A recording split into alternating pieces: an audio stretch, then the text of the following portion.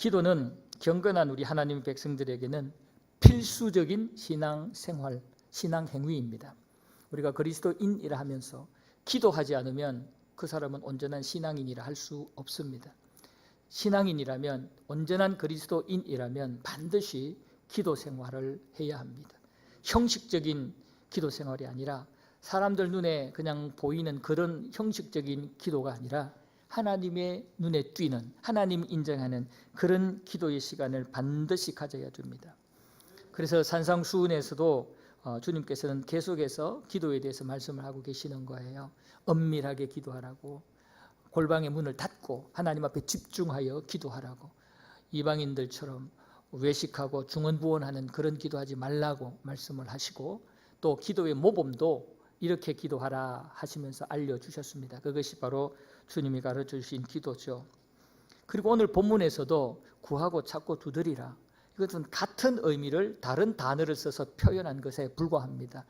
열정을 다하여 하나님 앞에 간절하게 기도하라는 그런 의미가 구하라, 찾으라, 두드리라는 의미입니다. 그래서 우리 기도와 이 간구의 신앙생활은 우리의 옵션이 아니고 선택사항이 아니고 반드시 있어야 되는 필수 상황이다라는 것을 꼭 기억했으면 좋겠습니다. 오늘 낮 시간에도 염려에 대한 말씀 들으셨죠. 지난 2주 전에 또 제가 말씀도 전했었는데, 이 땅을 살다 보면 우리는 염려하지 않는 그런 삶을 사는 사람 한 사람도 없습니다. 그리스도인이든 비그리스도인이든 다 나름대로 염려가 있기 마련인데, 그 염려를 이기느냐, 정복하느냐, 정복하지 못하느냐, 이것이 중요한데요. 이 염려를 확실히 잡을 수 있는 백신이 바로 기도입니다. 염려를 잡을 수 있는 백신이 바로 이 기도인데요. 기도와 염려는 반비례합니다. 그래서 기도를 열심히 하면 염려는 죽고, 기도를 열심히 하지 않으면 염려는 삽니다. 그래서 기도의 그 양에 따라서, 우리의 기도의 어떤 수준에 따라서 우리에게 있는 염려는 죽기도 하고 아주 팔팔하게 살아서 우리를 힘들게 하기도 합니다. 우리 베델교회 성도들은 모두가 다 기도에 힘을 내고 기도의 양을, 하나님이 원하는 양을 날마다 채워서 염려와 걱정을 정복하는 자들이 되기를 축복합니다. 하나님 앞에 이렇게 우리가 구하고 찾고 또 두드리는 이런 기도의 삶을 살려면 우리에게 꼭 필요한 것이 있는데, 그게 바로 겸손과 믿음입니다. 겸손과 믿음이 없으면 기도 신앙생활을 할 수가 없습니다. 아무리 교회 수십 년 다녀도 겸손과 믿음이 없으면 기도 못합니다. 하나님 인정하는 기도자가 될 수가 없습니다. 그러나 이제 막 신앙생활을 해도 하나님 앞에 정말 낮아지고 겸손한 모습으로 절대적인 믿음을 가지고 하나님 앞에 나오는 자는 기도의 힘이 생기기 시작해서 놀라운 기도의 은혜와 능력도 체험하게 된 것입니다. 그래서 우리는 기도하기 위해서 반드시 겸손과 믿음의 이 두 요소를 꼭 가져야 된다는 그 생각을 머리에 항상 심어 두시기를 바랍니다. 먼저 우리가 생각할 것은, 구하고 찾고 두드리라는 이 말씀은 그 대상이 아버지 하나님, 아버지 하나님께 구하고 찾고 두드리라, 이렇게 말씀을 하십니다. 오늘 분명히 말씀을 하십니다. 너희가 악한 자라도 좋은 것으로 자식에게 줄 줄 알거든 하물며 하늘에 계신 너희 아버지께서 구하는 자에게 좋은 것으로 주지 않겠느냐. 우리가 구하는 대상은 하늘에 계신 우리의 아버지, 좋으신 선하신 하나님 아버지라는 겁니다. 우리가 구하고 찾고 두드리는 그 대상은 바로 하나님이에요. 하나님께 구하는 것이고 하나님께 찾고 하나님께 두드리는 것이라는 겁니다. 그래서 우리는 하나님 앞에 자녀로서 권세를 가지고 자녀의 그 권세를 누리면서 특별히 하나님께 구하고 찾고 두드리는 그런 자가 되어야 된다는 거예요. 구하라는 말씀은 자녀로서 하나님께 그 자녀의 특권으로 요청하고 기도하는 거예요. 여러분, 우리 자녀들이 아버지에게 무언가를 구하고 찾을 때, 무언가를 요구할 때, 그때 아무런 거리낌 없이 그렇게 요청하잖아요. 왜 그렇게 하나요? 아버지니까 아주 편한 마음으로 아빠 그러면서 때로는 재롱도 부리고 때로는 무리한 그런 행동도 하고 때로는 다른 사람 같으면 요청할 수 없는 그런 내용도 요청하는 것은 바로 아버지니까 그런 거예요. 아버지니까. 우리가 하나님 앞에 구하라는 이 말은 바로 아버지 하나님 앞에 기도하라는 거예요. 아버지 하나님 앞에, 우리 아버지 하나님 앞에 특권을 가지고요. 여러분, 자녀의 권세, 하나님의 자녀된 우리의 권세 중 제일 좋은 중요한 권세가 바로 이 기도하는, 구하는 권세예요. 이 권세, 이 특권을 여러분 놓치는 자 되지 마시기 바랍니다. 우리 아버지 하나님 앞에 구하면 주신다는데 왜 안 구합니까? 왜 하나님 앞에 찾지 않습니까? 왜 하나님께 두드리지 않습니까? 하나님 앞에, 우리 아버지 하나님 앞에 구하면 하나님은 주신다니까요. 왜? 우리 아버지니까. 우리한테 귀찮다 하지 아니하시고, 야 너 예의 없다 그러지 아니하시고, 우리가 진실하게 하나님을 아버지로 믿고 나의 창조주로 믿고 구하면 하나님은 우리에게 주시는 줄로 믿습니다. 좋으신 아버지니까요. 이 땅에 악한 아버지도 자녀들이 달라면 준다는데, 좋으신 우리 하나님 아버지께서 우리가 구할 때 왜 안 주겠습니까? 우리가 얻지 못하는 것은 구하지 아니함 때문이에요. 찾지 못하는 것은 하나님께, 아버지께 찾지 않았기 때문이에요. 우리의 문이 꽉 닫힌 것은 우리 하나님 아버지께 열어달라고 두드리지 않았기 때문이에요. 날마다 이제는 우리 아버지 하나님 앞에 구하고 찾고 두드려서 날마다 열리는 삶을 사시기를 축복합니다. 이사야 31장 1절 보면, 도움을 구하러 애굽으로 내려가는 자들은 화 있을진저 그들은 말을 의지하며 병거의 많음과 마병의 심히 강함을 의지하고 이스라엘의 거룩하신 이를 앙모하지 아니하며 여호와를 무엇하지 아니하며 구하지 아니하며. 여호와를 구하지 않았다는 것은 하나님을 의지하지 않았다는 거예요. 하나님을 신뢰하지 않고 있다는 거예요. 그래서 말과 마병과 이 땅의 무기에 더 의지했다는 것이에요. 이것은 하나님 앞에 화를 입을 조건이라고 말씀을 해요.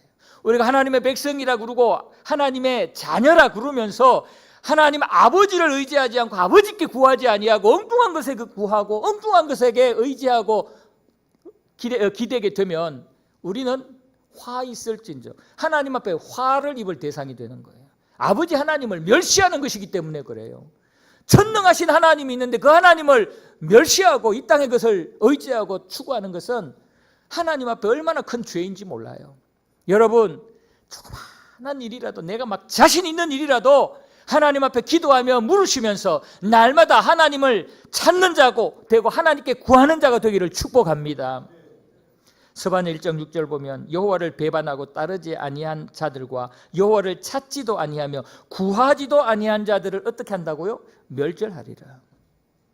하나님 백성 아닌 이방인들은 상관없어요.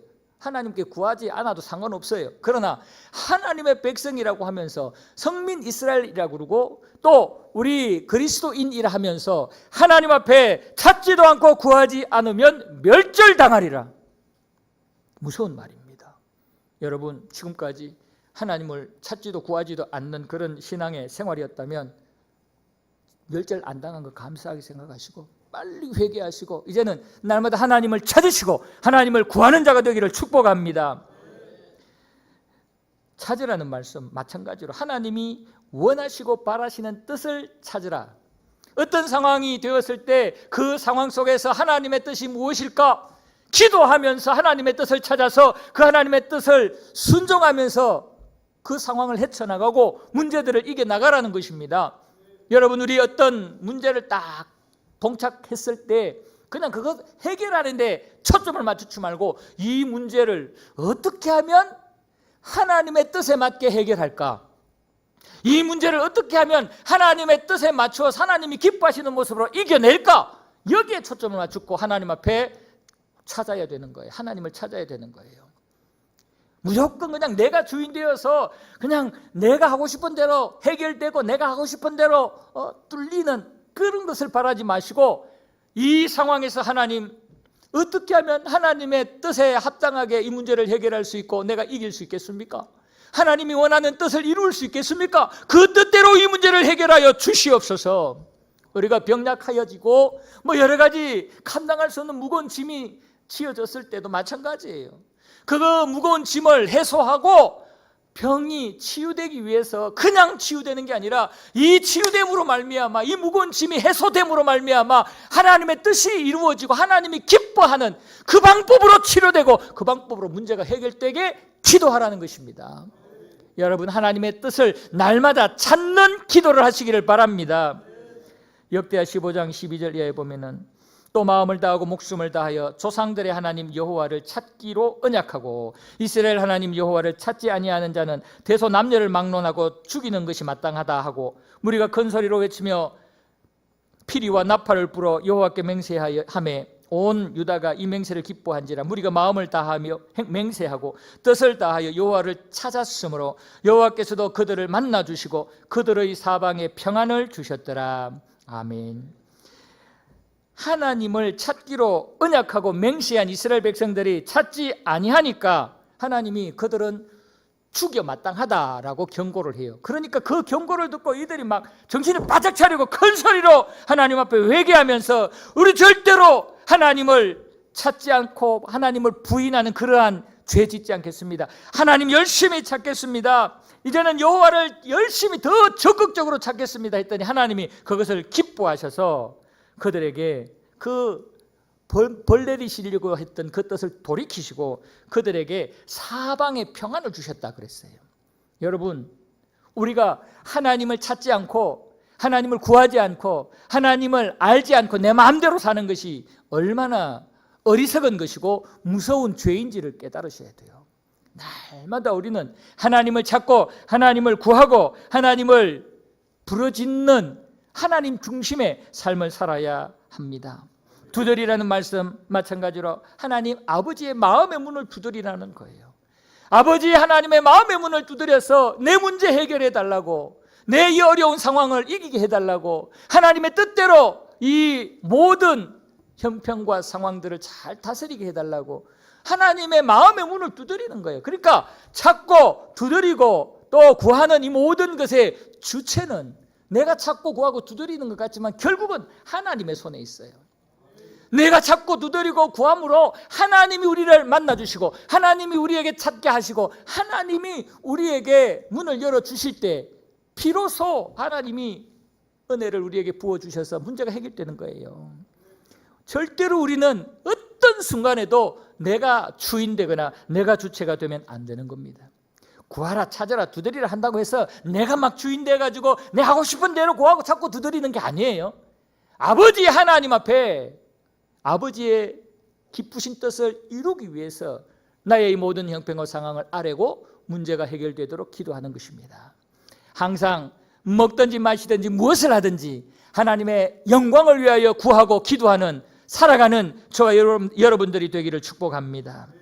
그래서 우리가 아버지 하나님 앞에 기도하는 것이다, 이 생각을 항상 해야 되고요. 그리고 아까 말씀드린 대로 하나님 앞에 기도하는 자의 기본적인 첫 번째 조건은 겸손이라고 그랬습니다. 겸손. 여러분, 겸손은 자신의 부족과 한계를 인정하고 주권을 하나님 아버지께 다 내어드리는 게 겸손입니다.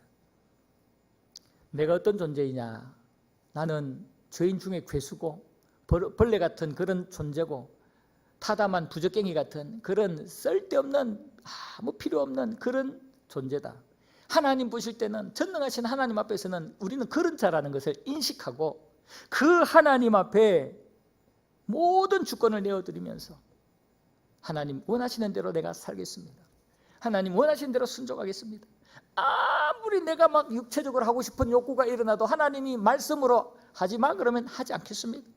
세상 사람들이 100명 중에 99명이 다 이 길로 가도 하나님이 가지 말라고 그러면 거길 안 가겠습니다. 어떤 누명을 쓰고 어떤 오해와 공격을 받아도 손해를 입어도 하나님이 원하면 그곳으로 안 가겠습니다. 그들과 같이 살지 않겠습니다. 이것이 겸손이라는 거예요.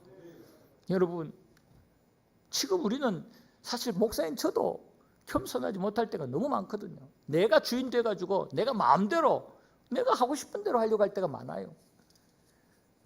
말씀을 준비할 때도 내가 하고 싶은 말 하려고 할 때도 많아요. 이거는 겸손이 아니에요. 하나님이 원하는 말씀을 전해야 되거든요. 이 시간 하나님이 여러분들에게 꼭 들려주시고 싶은 그 말씀 전해야 되거든요. 우리는 우리의 한계를 항상 인정해야 됩니다. 우리 어리석음과 부족함과 죄악됨과 그 연약함과 그 한계 반드시 인정을 하면서 모든 주권은 하나님께 맡기면서 언제든지 하나님께 순종할 마음으로 나아가는 이것이 겸손이에요. 이런 마음으로 기도해야 된다는 겁니다. 여러분, 하나님께서 기도할 때에 어떤 마음을 주시면 그 마음에, 하나님이 주시는 마음에 순종할 자세를 가지고 기도해야 하는 것이 겸손이에요. 기도하면서 하나님께서 어떤 마음을 주시고 응답을 주실 때 내가 원하는 대로만, 그래서 내가 원치 않는 것은 싹 솎아내고 내가 원하는 대로 편하고 쉬운 거, 내가 좋아하는 그것만 쏙 빼가는 것은 이거는 겸손 아닙니다. 때로는 내가 원하는 A의 응답이 아니라 정말 싫은데 B의 응답으로 하셔도 순종할 마음으로 기도하는 게 그게 겸손한 기도인 줄로 믿습니다. 여러분, 기도는 이거는 도깨비 방망이가 아니에요. 내가 하고 싶은 것, 그것을 하나님을 이용해서 취하는 것, 추구하는 것, 그것이 기도가 아니에요. 기도는 한없이 부족하고 연약하고 못됐고 죄악된 내가 하나님 앞에 주권을 다 내어드리고 하나님께서 인도하시는 대로 순종할 마음으로 엎드리는 것이 기도인 줄로 믿습니다. 스바냐 2장 3절 보시면 여호와의 규례를 지키는 세상의 모든 겸손한 자들아 너희는 여호와를 찾으라. 공의와 겸손을 구하라. 너희가 혹시 여호와의 분노의 날에 숨김을 얻으리라. 여호와를 찾으려면 앞에 반드시 전제로 겸손이 붙어요. 역대하 7장 14절 내 이름으로 일컫는 내 백성이 그들의 악한 길에서 떠나 스스로 낮추고 기도하여 내 얼굴을 찾으면 내가 하늘에서 듣고 그들의 죄를 사하고 그들의 땅을 고칠지라. 스스로 낮추고 기도해야 하나님이 들으시고 응답하시고 고쳐주신대요. 여러분, 지금까지 우리의 기도의 자세 어땠는지 꼭 살펴보시고 겸손한 참된 기도를 드리는 저와 여러분이 되기를 축복합니다. 그리고 두 번째 조건은 절대적인 믿음, 삼위 하나님을 향한 절대적인 믿음이 있어야 됩니다. 겸손하려면, 우리가 겸손한 기도자가 되려면 삼위 하나님에 대한 믿음이 있어야 겸손해질 수 있어요. 자, 첫 번째는 전능하신 창조주 하나님을 믿어야 되고, 그 창조주 하나님이 지금도 살아계심을 믿어야 되고, 지금도 살아계신 그 하나님이 모든 만물을 홀로 주권적으로 통치하심을 믿어야 되고, 그 주권적으로 통치하시는 전능하신 하나님이 나를, 독생자를 주시기까지, 십자가에 못 박아 달려 죽게 하시기까지 사랑하신다는 것을 믿어야 합니다. 이 믿음을 가지면 겸손해질 수 있어요. 이 믿음을 가지면 하나님 앞에 순종할 수 있어요. 전능하신 하나님이, 창조주 하나님이, 독생자 예수님을 주신 그 하나님이, 주권자 지금 만복의 근원 되신 하나님이 나의 아버지로 믿어지면 그 아버지께 구하지 않겠어요? 그 아버지가 말씀하신 대로 순종 안 하겠어요? 우리가 기도하지 못하고 순종하지 못하는 것은 믿음이 부족하기 때문에, 믿음이 온전하지 못하기 때문에 그래요. 야고보서 1장 6절 7절 말씀에 보면 오직 믿음으로 구하고 조금도 의심하지 말라. 의심하는 자는 마치 바람에 밀려 요동하는 바다 물결 같으니 이런 사람은 무엇이든지 죽게 얻기를 생각하지 말라 그래요. 믿음으로 구하고 의심하지 말고 구하고. 그러니까 기도는 이런 전능하신 하나님을 향한, 우리의 창조주 하나님을 향한, 지금도 살아계신 주권자, 나를 그렇게 사랑하시는 하나님을 향한 믿음이 흔들리지 않고 일관되게 쫙 있을 때 우리는 응답받는 기도를 드릴 수 있을 줄 믿습니다. 열왕기상 18장에 보면은 엘리야가 바알 아세라 선지자들과 싸워서 통쾌하게 승리하는 장면 나오지요. 그때 보면 한번 상상을 한번 해보세요. 솔직히 외관상으로 보면, 외형적으로 보면 엘리야가 큰 소리 칠 입장이 아니에요. 1대 850명이에요. 여러분, 1대 85명만 돼도 이거는 막 기가 죽겠는데 850명 대 1이에요. 그리고 주변에 대부분의 사람들은 엘리야 쪽 사람이 아니에요. 그럼에도 불구하고 엘리야는 거기서 조금도 기죽지 않잖아요. 조금도 물러서지 않잖아요. 엘리야가 하는 그 은행을 한번 보세요. 엘리야가 하는 그 말 내용들을 한번 보세요. 엘리야는 정말 대단했습니다. 하나님 앞에 기도할 때도 얼마나 확신에 찬 기도를 했는지 몰라요. 엘리야가 이렇게 할 수 있었던 것은 전능하신 여호와 하나님을 향한 믿음이 있었기 때문이에요. 여호와 하나님이 살아계시고 그 여호와 하나님이 지금도 불을 내려주시고 지금도 나의 편이 되셔서 정말 하나님이 살아계신 유일한 참신이라는 사실을 이 많은 사람들에게 보여주실 거라는 확신, 믿음이 있었기 때문에 그 수많은 사람들, 대적자들 앞에서도 기죽지 않을 수 있었던 거예요. 그 앞에서 당당하게 기도할 수 있었던 거예요. 우리에게도 이 믿음이 있기를 축복합니다. 정말 이 믿음이 얼마나 귀하고 부러운 믿음인지 몰라요. 지금도 우리와 성정을 같이 한 엘리야와 같은 이런 믿음을 우리가 가지고 구하면 우리에게도 하나님께서는 응답해 주신대요. 우리가 그 믿음을 가지고 구하면, 찾으면, 두드리면 우리에게 주시고 찾고 문을 열어주시겠다고 말씀을 하잖아요. 엘리야에게 하늘문을 열어주신 것처럼 우리에게도 문을 열어주신다고 우리의 아버지께서 말씀하시는데 이 말씀을 믿으시기를 바랍니다.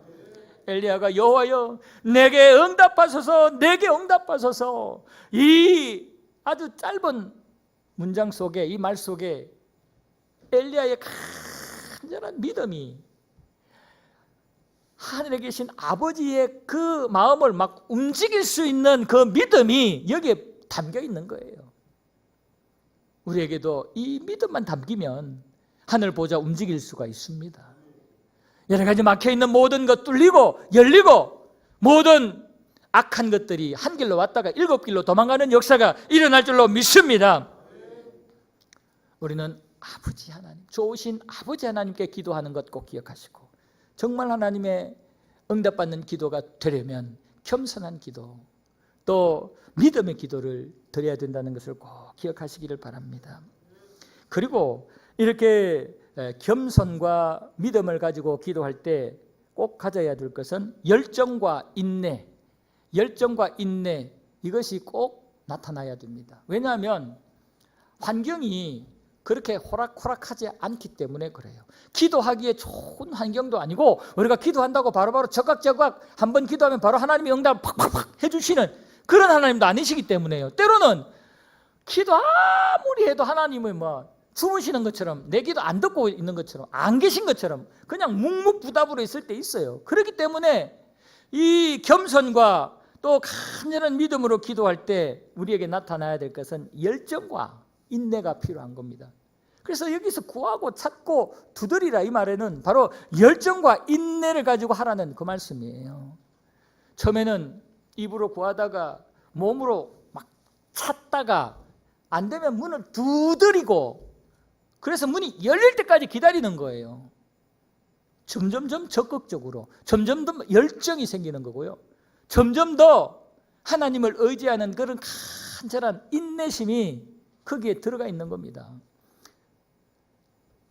구하고 찾고 두드리라는 이 단어는 점점 강도가 센 거예요. 열정이 센 거예요. 인내심이 점점 더 커지는 거예요. 그냥 앉아서 구하다가 나가서 찾다가 그 다음에 문을 막 마지막에 두드리면서 인내하며 기다리는 거예요. 이것이 바로 우리가 가져야 될 겸손하고 믿음을 가진 자의 기도자의 태도라는 것입니다. 여러분, 기도는 반드시 열정과 인내심이 필요해요. 우리가 기도에 응답받지 못하는 자들 대부분은 이런 열정과 이런 인내심이 약해서 그래요. 하나님이 응답해 주실 때까지 하나님께서 나에게 확신을 주실 때까지 해야 돼요. 그때까지 믿음과 이 인내심이 필요한 거예요. 열정이 필요한 거예요. 이쯤 했으면 됐어. 혼자 그냥 판단하지 마세요. 기도의 대상자 하나님께서 됐어 해야지 된 거지. 기도하는 내가 이쯤 하면 됐다. 그만해. 이제 안 할 거야. 그러면은 실패한 거예요. 그 기도에 하나님 응답하지 않아요. 하나님이 응답하시기 전까지는 끝까지 기도하는 거예요. 이것이 열정이고 이것이 인내예요. 지금까지 혹시나 내가 선을 정해놓고 아유 나는 요 정도만 기도하면 돼. 내 마음대로 그냥 기준을 제시하고 그렇게 하는 식의 기도를 했다면 이제 바꾸세요. 하나님이 1년 기도하게 하면 1년 하고 하나님이 10년, 20년 기도하게 하면 그래 하고 하나님 앞에 이제는 인내심을 가지고 좋으신 하나님 앞에 하나님의 뜻을 이루기 위해서 내가 응답해 주실 때까지 기도하겠노라, 이 자세를 가지고 기도할 때 하나님의 때가 되면 하나님의 방법으로 우리의 모든 기도에 응답하여 주실 줄로 믿습니다. 믿음은 이렇게 열정과 인내로 기도하게 만듭니다. 성경 속에 보면 이 열정과 인내로 기도한 사람들이 너무나 많이 등장을 합니다. 아브라함이 조카 롯을 위해서 기도할 때 우리가 봐도 민망할 정도로 하나님 앞에 애누리를 계속 하잖아요. 깎고 해가지고 50명에서부터 시작해가지고 10명까지 계속 깎잖아요. 만약에 하나님을 향한 열정과 인내가 없다면 그냥 포기했겠죠. 50명 처음에 딱 서로 기준을 정해놓고 거기서 안 되면 말고 뭐 할 수 없지 뭐 이렇게 나갔을 거 아니에요. 그러나 아브라함은 아니야, 저 소돔과 고모라 우리 조카가 사는 저 지역이 심판받지 않았으면 좋겠어. 그런 마음이 간절하다 보니까 50명에서 계속 줄여가지고 10명까지 내려간 겁니다. 이것은 아브라함의 기도에 대한 열정과 인내심이 들어있는 그 내용입니다. 아브라함이 또 이르되 주는 노하지 마옵소서, 내가 이번만 더 아뢰리이다. 거기서 10명을 찾으시면 어찌하려 하시나이까. 이르시되 내가 10명으로 말미암아 멸하지 아니하리라. 아브라함이 하나님 앞에 죄송해가지고 이번만 마지막입니다 이렇게 했지, 하나님은 야 그만해라, 지금 몇 번째야, 이번이 마지막이야. 하나님은 이런 말씀 안 하셨어요. 아마 하나님은 5명으로 깎았으면 또 깎아주셨을지도 몰라요. 우리 하나님은 좋으신 선하신 하나님이기 때문에 의인 한 사람도 멸망당하기를 원치 않기 때문에 아마 더 깎으면 더 깎아주실지도 몰라요. 근데 아브라함이 너무 죄송하니까 50명에서 10명까지 내려왔으니까 요번이 마지막입니다 했던 거죠. 여러분, 열정을 가지고 하나님 앞에 포기하지 말고 아브라함과 같이 기도하는 자가 되기를 축복합니다. 야곱이 야복 강가에서의 기도도 마찬가지입니다.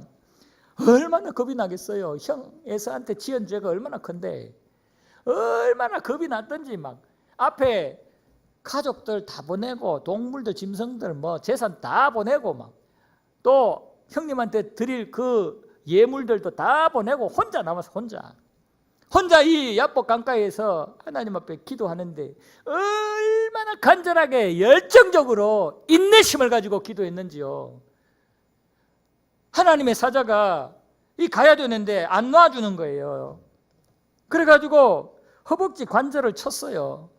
그래서 허벅지 이 관절 이게 부러져가지고 얼마나 아픈데도 야곱은 그걸 참고 견디는 거예요. 여러분, 뼈가 부러져서 그 부러진 뼈가 위골돼가지고 서로 막 이렇게 세포를 그 신경을 자극하면 얼마나 쓰리고 저리고 전기가 통하고 막 아픈지 아세요? 경험해 보신 분들은 있을 거 아니에요. 그까지 참고 그냥 기도하는 거예요. 하나님 나한테 축복해 주시지 않으면 나 기도 못 마칩니다. 하나님 나에게 형 에서에게로부터 살려주겠다는 그런 축복의 메시지를 확신을 주시지 않으면 나 이거 못 놓습니다. 나 죽겠습니다 이거예요. 뼈가 위골대가 아파 죽어도 안 놓는 거예요. 이게 겸손과 믿음을 가진 자의 열정과 인내심입니다. 그러니 하나님이 안 들어주실 수 있나요? 이렇게까지 하는데 엘리야의 가뭄 해갈 기도도 마찬가지예요. 엘리야가 바알 아세라 선지자들과의 결투에서 통쾌하게 승리했습니다.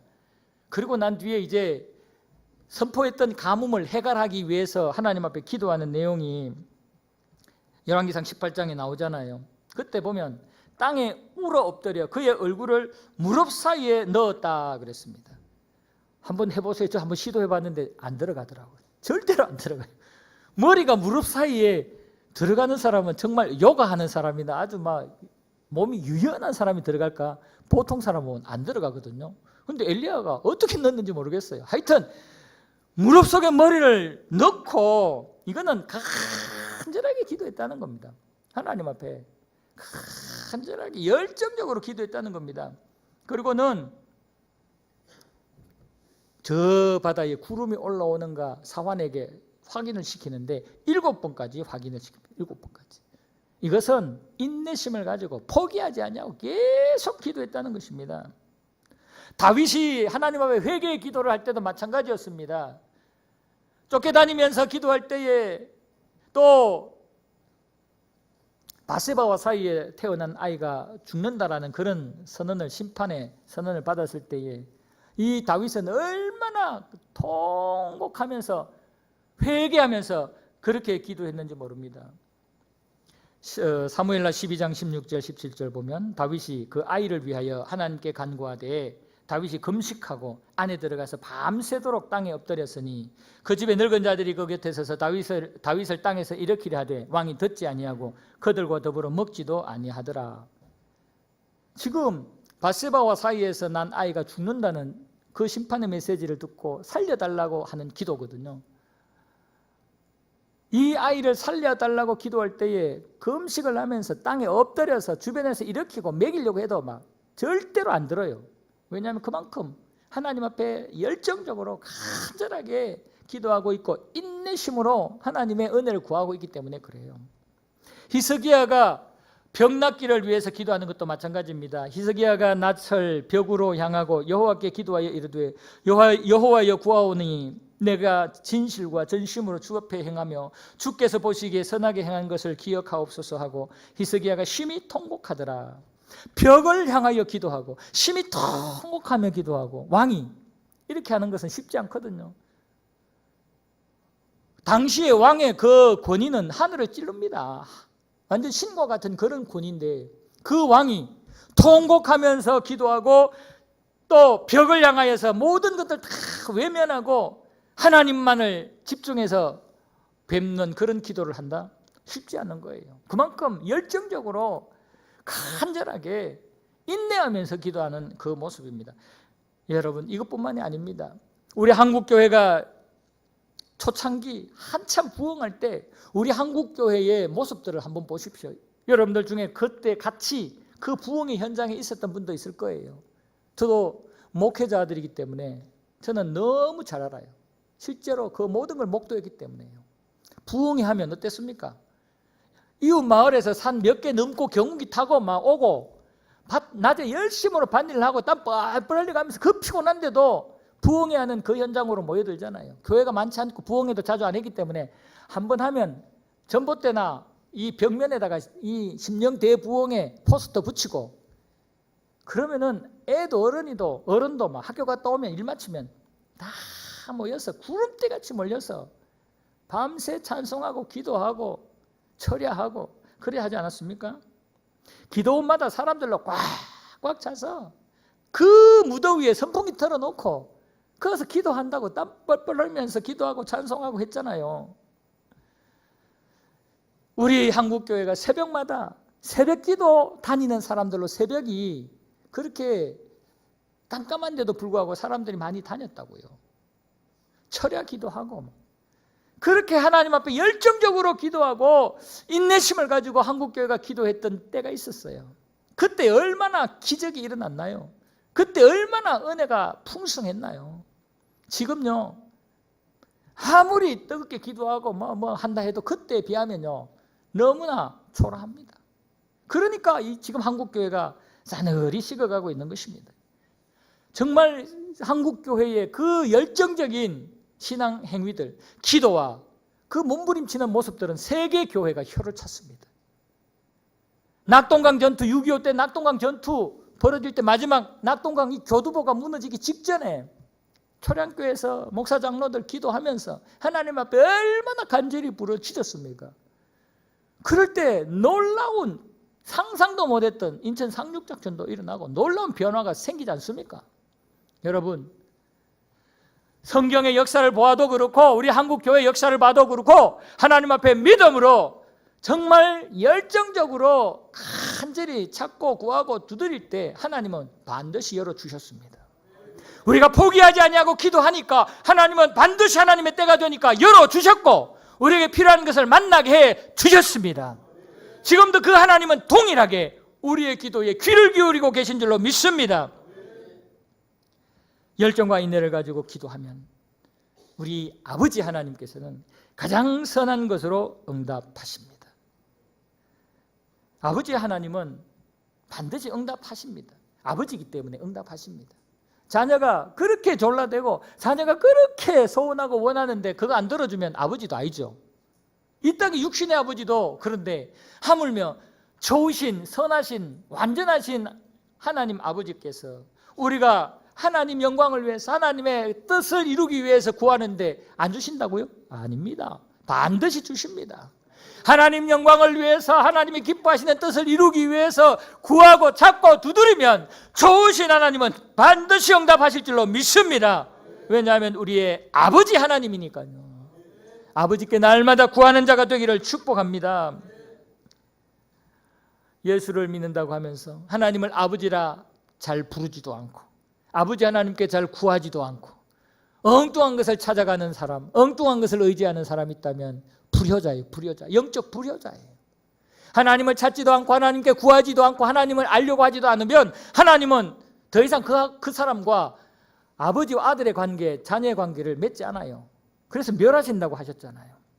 여러분, 날마다 아버지, 아버지, 하나님을 아버지라 부르면서 구하고 열정적으로 인내하며 기도하는 자들이 되기를 축복합니다. 여러분, 아버지는요, 자녀들이 어떤 말 할 때 제일 기분이 좋고 감동을 받습니까? 아빠 사랑해, 아빠 감사해요, 아빠 잘못했어요, 이런 말 하면요, 아버지는요 더 이상 할 말이 없어요. 말 못해요. 사랑한다 그러면 그냥 끔뻑 죽잖아요. 조그만한 애들이 아빠 사랑해 그러면 와서 뻘에 뽀뽀 쪽하고 가면 막 좋아서 죽잖아요. 아빠 사랑해 그러면, 아빠 고마워요, 감사해요, 아빠 잘못했어요 그러면은 때리려고 하다가 못 때리잖아요. 우리 아버지 하나님 앞에요 그렇게 하라고요. 아버지 하나님 사랑해요, 아버지 하나님 감사해요, 아버지 하나님 죄송해요. 날마다 그런 마음으로 하나님께 기도하고 부르짖으면 우리 좋으신 아버지 하나님께서 가장 좋은 것으로 우리에게 응답하실 줄로 믿습니다. 오늘 말씀에서는요, 좋은 것으로 응답하신다 그랬는데 병행구절인 누가복음 11장 13절에서는요, 너희가 악할지라도 좋은 것을 자식에게 줄 줄 알거든 하물며 너희 하늘 아버지께서 구하는 자에게 무엇을 주시지 않겠느냐? 성령을 주시지 않겠느냐. 마태복음에서는 좋은 것을 주신다 그랬는데 누가복음에서는 성령을 주신다고 그랬어요. 마태복음에서는 그 마태복음의 수신자들이 유대인들이에요. 유대인들에게 제일 좋은 것은 성령님이에요. 유대인들의 그 신앙적 가치관에서는 좋은 것, 가장 좋은 것은 성령님에 대해서 말씀하는 거예요. 그래서 좋은 것 그러면 성령님이에요. 좋은 것의 그 대상은 성령님입니다. 그런데 누가복음의 대상자는 이방인들이에요. 이방인들은 좋은 것이 성령인 줄 모르기 때문에 누가는 좋은 것을 주신다 안 하고 성령을 주신다고 한 거예요. 그러니까 마태복음에서 좋은 것, 성령님이라는 말이에요. 우리가 기도하면 성령께서 우리 안에 오셔서 우리 안에서 역사하기 시작하는데 성령께서 우리에게 역사하기 시작하면 모든 문제는 해결될 줄로 믿습니다. 영적인 문제, 육적인 문제, 모든 문제는 성령께서 우리에게 오셔서 주권적으로 역사하시면 해결되고 정복되고 해결될 줄로 믿습니다.